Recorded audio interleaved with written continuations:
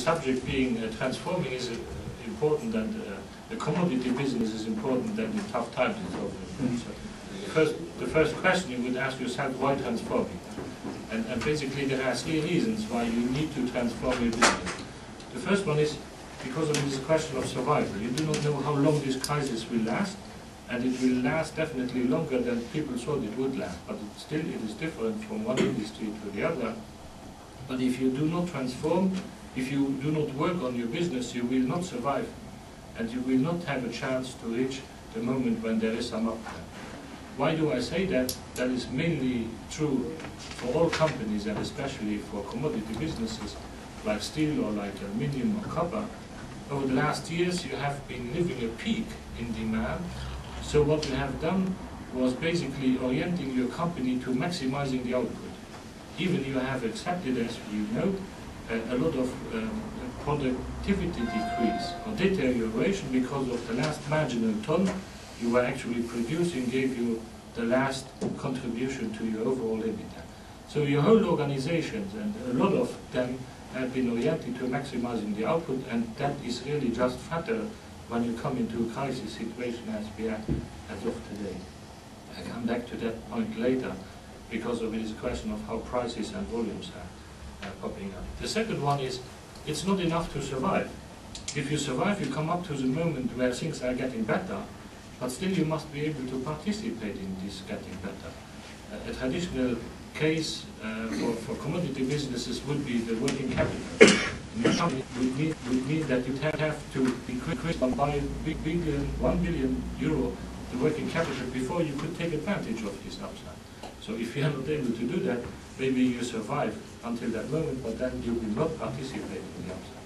And the third one is that once things are getting better or different, you have to transform your company because of the future will not look like the past.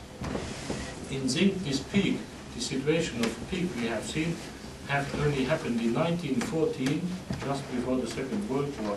In 1950, Korean War, and I should say recovery after the Second World War.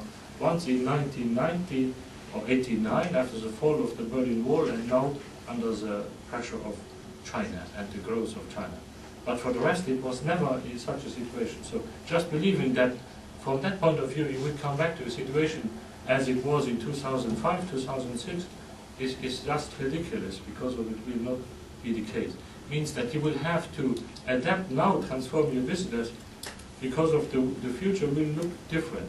And in that particular case, you should never forget the role of China and what it is playing in this particular moment. Now, having said that, why tough times? Well, zinc is a product which is linked to commodity GDP mainly. As you can see, 50% is going on steel for protecting steel against corrosion.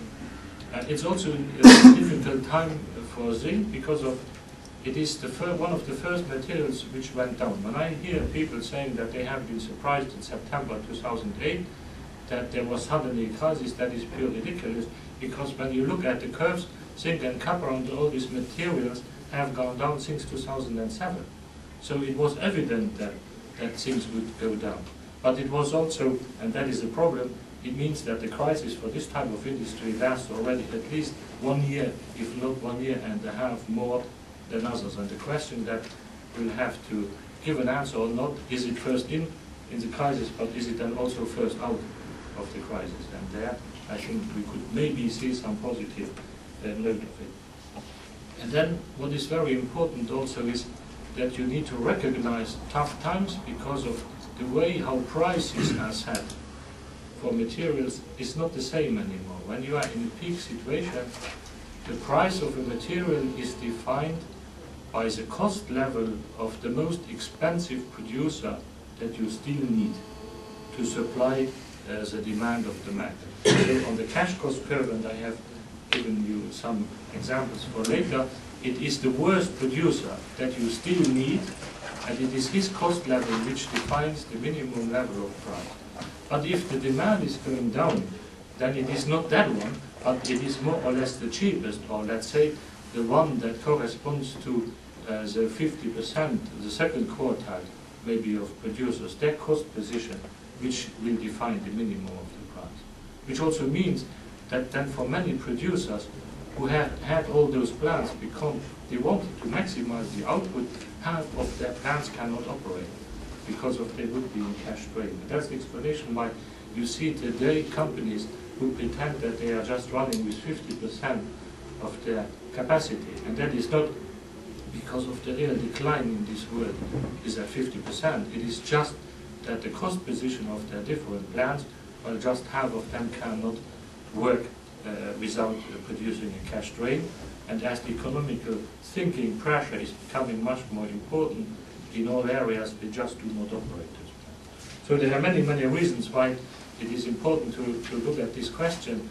But I also believe it is in this period of time, just my possibility is just to give you some ideas of what you have to look at and what are the challenges and maybe also the solution.